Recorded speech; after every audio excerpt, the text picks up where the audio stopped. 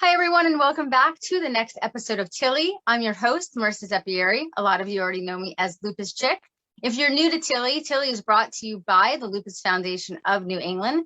It is a weekly episodic series, and we are so excited to have you here with us today. So tonight, I'm actually going to be sharing some insights and some information with you about a topic that I think is extremely important no matter what chronic illness you're living with. And that is making the most out of your doctor's visit and how to better communicate with your doctor for the best care in order to advocate for yourself so that you do receive the absolute best care possible. A lot of these tips and insights you might already be familiar with. You might actually want to share some of your own experiences or comments, and you can do that down below in the comments. We would love that because it's always nice to hear other people's sort of techniques or pieces of advice that, maybe some of us just haven't tried yet or thought of. So be sure to definitely join the conversation.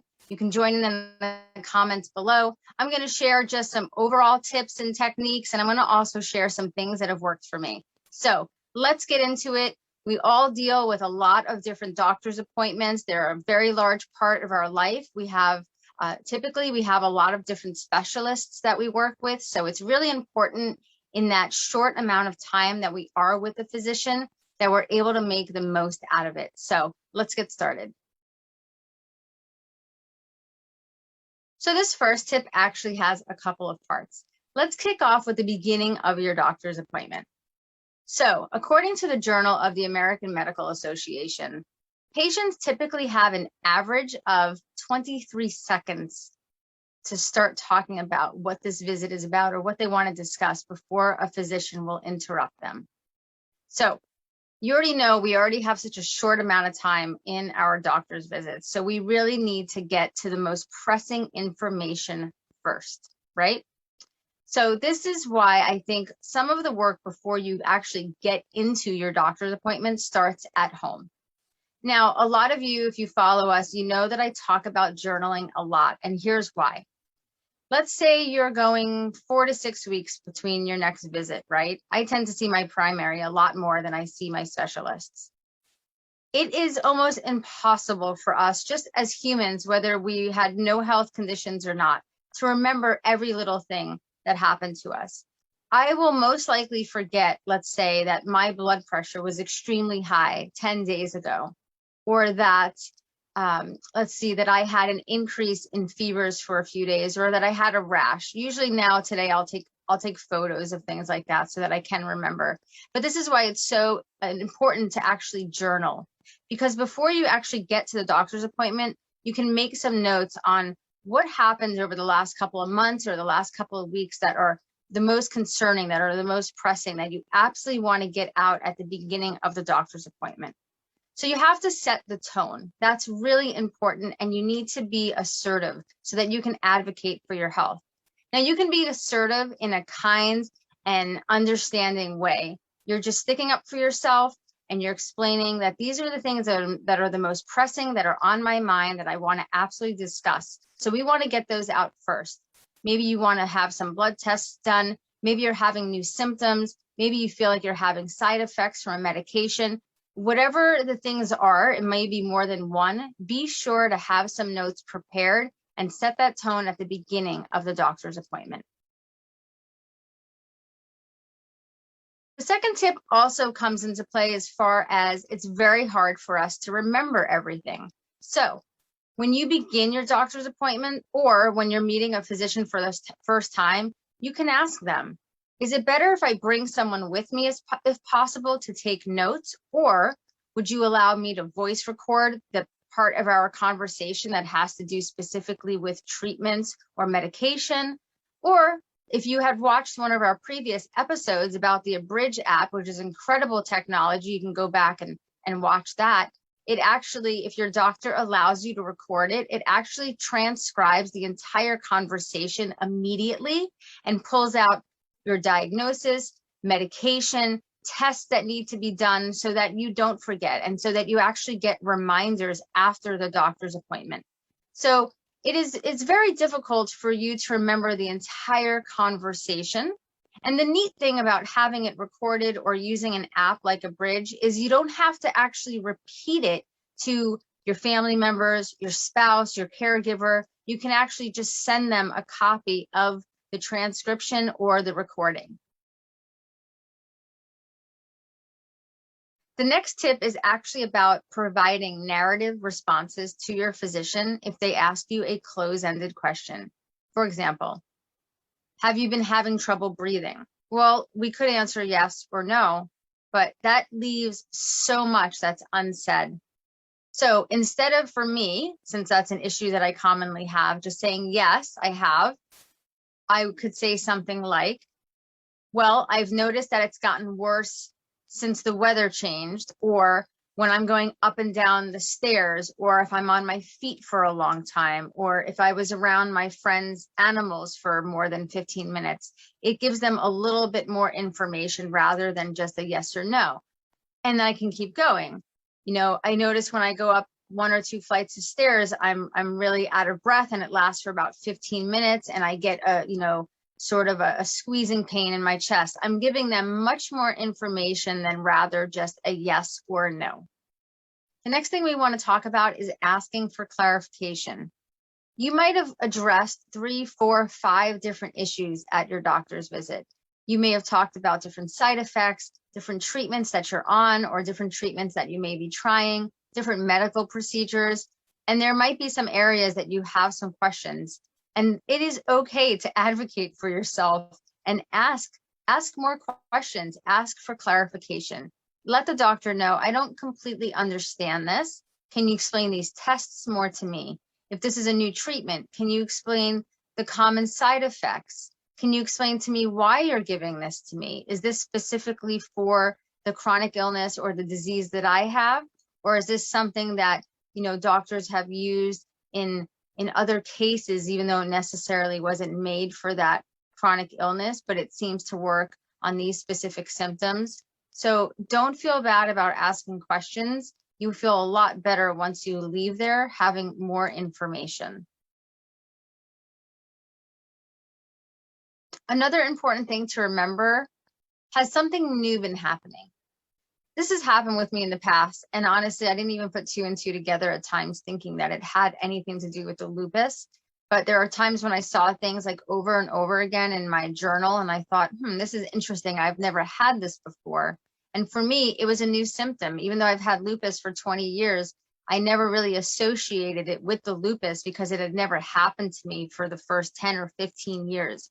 So if you're having a new symptom, or if you feel like you're having potentially a new side effect from a medication, be sure to bring up anything new, anything strange that's happening, even if you think it could be completely unrelated, and it may be, but at least let them know this is not the norm for me. Like, I know my body, I know the symptoms that I normally have, I know the challenges that I typically deal with. This one is completely different, so I'd like us to actually talk about this and flesh this one out. Now let's talk about support. Talking about different things at doctor's visits can be very uncomfortable. Some people are very nervous. They have a lot of anxiety when they go to certain doctor's appointments, especially if they're getting back a lot of blood work or they've been tested for different illnesses and now they're going to go to the doctor's visits where they're going to actually look over all of the tests. This is a great time to bring a trusted friend, spouse, caregiver, family member. If possible, if you can have someone go with you, it's just, 1, it's great to have the support. 2, it's also good to have someone else advocating for you. When we are in doctor's visits like that, where it's not sort of like just a typical check-in, but there's maybe new diagnoses happening, or there's a lot of medical tests that are being, sort of reviewed, we tend to shut out a certain portion of the conversation if we hear things that are not good news or negative or that are worrisome. So it's really good to have just this second set of ears, right? But also the support. So consider bringing someone with you, even if you still use, say, an app like a Bridge, or you voice record the doctor's conversation. It's just great to actually have someone else there with you if that's possible.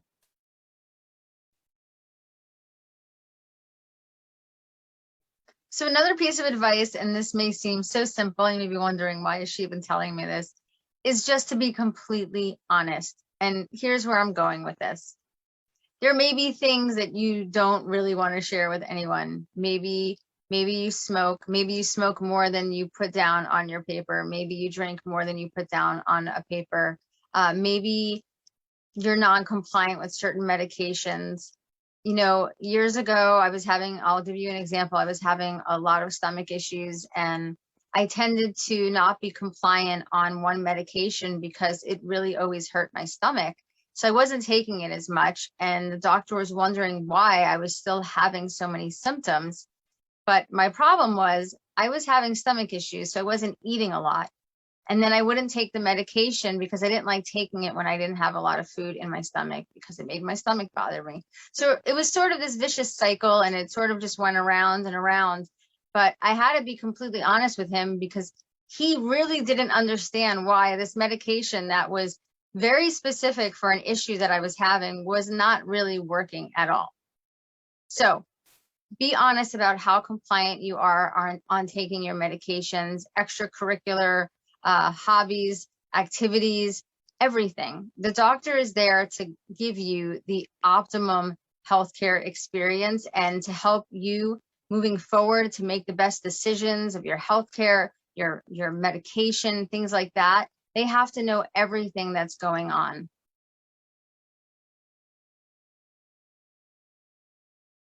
So as you wrap up your doctor's visits, think about any new prescriptions, medications moving forward, and also any medical tests. Is there anything that you have confusion about?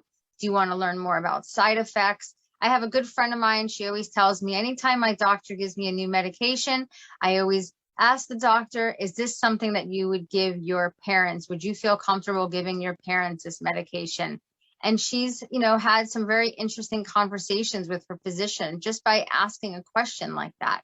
So don't be afraid to ask questions. That's something I really want to stress here. You have to advocate for yourself. If you feel like a doctor isn't listening to you, in a kind and courteous manner, you can say, excuse me, I feel like I have answered all of your questions, but I feel like there are some concerns on my end that really haven't been addressed or haven't been taken seriously, and I would really like to address them now so I don't have to wait until the next time that we see one another. It is absolutely okay for you to advocate for yourself.